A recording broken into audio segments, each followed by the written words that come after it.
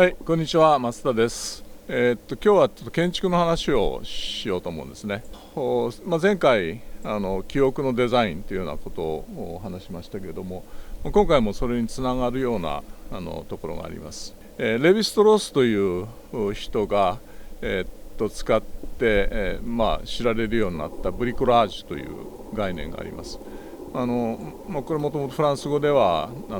日曜大工をするというようなことのようですけれども、要するに自分の手で、素人がですね作ってしまうと、そういうことを言ってるわけですけれども、あるいは別の言葉ではスポンテニアスデザインという言い方もあります。これはちょっと引いて、なんかこう自然発生的に誰がこう取り立てて作家ということでもないんだけれども、こう生み出されてくるというか世の中に出てきてしまうようなですね、そういう自然発生的なデザインということで、使ったりしますけれども、スポンテニアスデザインあるいはブリコラージュというようなことと、割にこうつながりがあるのが建築なんですね。でこの建築は私のオープンハウスの近くに建ってるんですけれども、皆さん見てどう思いますかね。いわゆる日本家屋ではないですよね。で木で作られてますけれども、だけどどっかで見たことがあるような、なんかそういう印象のようなものがあると思うんですよね、イメージが。どっちかっていうと、例えばシベリアとかですね、そのモンゴルとかっていう北の方の話ではなさそうだと、じゃあその南の方なのかな、そんな感じがすると思うんですけれども、しかもちょっとアジアンテイストがありますよね。ヨーロッパとはちょっと違う。それはどういう形で皆さんの頭の中にそういうイメージができてきたのか分かりませんけれども、大方共有している印象だと思うんですね。でこれは実はインドネシアの、建築です。で私なんか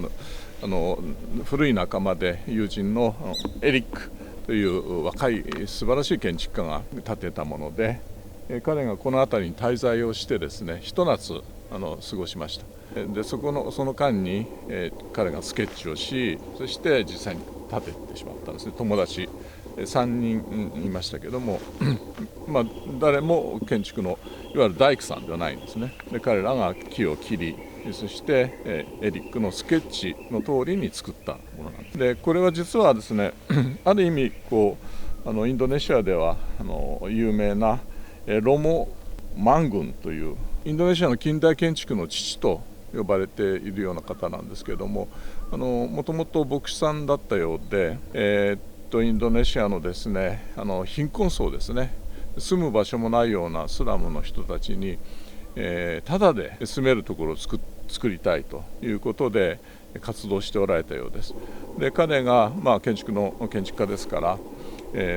彼がこの形を生み出してですね、なるべく多分少ない材料で、しかもリサイクルした材料で組み上げていって、理にかなっていて強度的には問題がなくて住む空間も確保できて、で非常に安く作れると、で誰でも作れるというものを考えたようです。でエリックはその先生を師と慕う若手の建築家でしたから、それを実践してみたということでしょう。インドネシアに行けばみんながあれだねって思うような木造建築の一つの典型になっているようですけれども、見てもらうとですね非常に面白いんです。で彼も新しい材木を買わないでですね、廃屋になって取り壊した建物とか倉庫の後に転がってる木だとか、そんなものを持ってきては、継ぎ足し作ってしまったんですね。で非常に見事です。で驚くべきことに図面を引かないんですね、彼らは。エリックが特にそうなのかもしれない。詳細なスケッチを描いて素晴らしい絵ですから、それは後でお見せしますけれども、でその絵を描きながらですね、全ての材料の寸法関係構造が頭に全部入ってるんです。でこういうふうにしようって決めたら、今度は段ボールにですねもうほぼフリーハンドで線を引いてって、それを切ってですね、でその切った段ボールを木に当てて、木を直接毛がいて、それを切り出して、組んでいくというやり方をします。でこれがいわゆる本当のブリコラージュであり、出来上がったものがある種スポンテニアスなデザインであると。でなおかつ理にかなっていて非常に素晴らしいということだと思います。ちょっと中っていうか近くへ寄ってみて見てください。はい、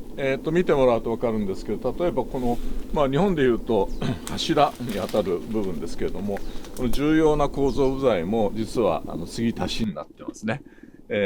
寸法が足らなかったんでしょうね。で別の木を持ってきて継ぎ足してますけれども、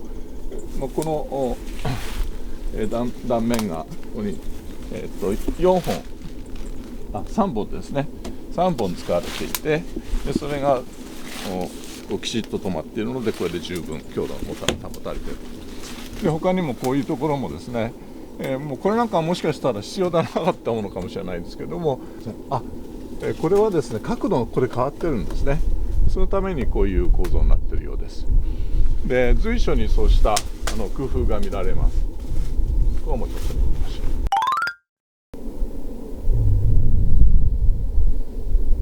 う。はい、この建物の下の空間ですけれども、実はここに本来1枚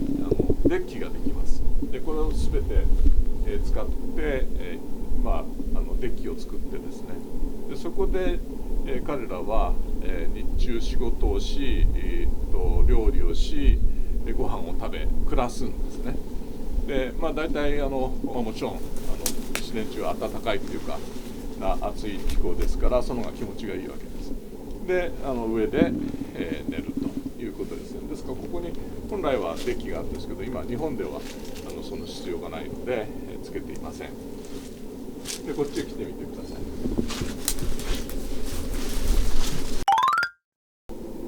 この建物の構造的な特徴は見ていただく通り、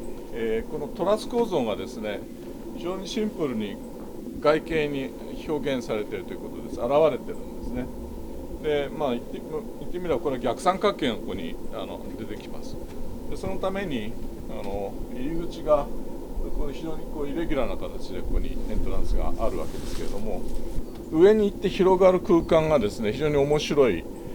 わけです。で床面積に比べて空間が大きく取れますから居住性が良くなるんですね。でしかも非常に頑丈な構造になってます。でこの反対側にちょっと行ってみましょう。窓に注目してもらいたいんですけれども、三角形の断面というか横に飛び出しているような窓になってますけれども、これは日本用に作ったんです。本来は壁にぴったりくっついてる窓なんですね。でそうするとどうなるかっていうと、上でヒンジがありますから、ロックを外した途端に窓がバーンと前へ垂れ下がるようになるんですね。そうすると壁から離れて空気が出入りすると、自動的にそうなるようなベンチレーションの構造になってるんですけども、日本だと窓開けると風が入ってくる。夏はいいけども冬は寒いっていうんで、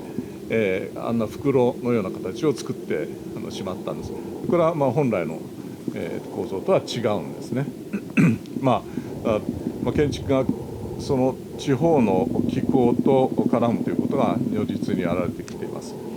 ちょっと今窓を撮影しようとして非常に手すりが邪魔なのが気になると思いますけど、この手すりはもともとなかったんですね。でこういうものはない構造なんですけれども、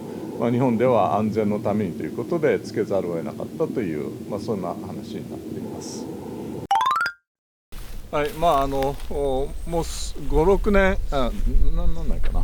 4、5年経ってる建物ですけれども、今のところちゃんと建ってますが、気候がやっぱり違うのでね、いろんな意味で実用的ではない日本ではねただ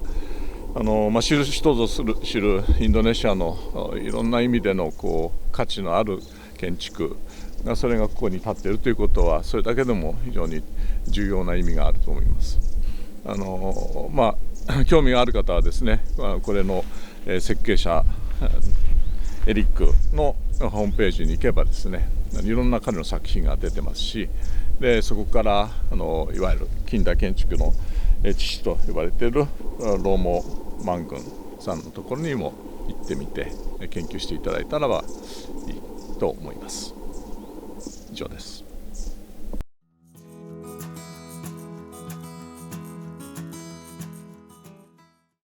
ありがとうございました。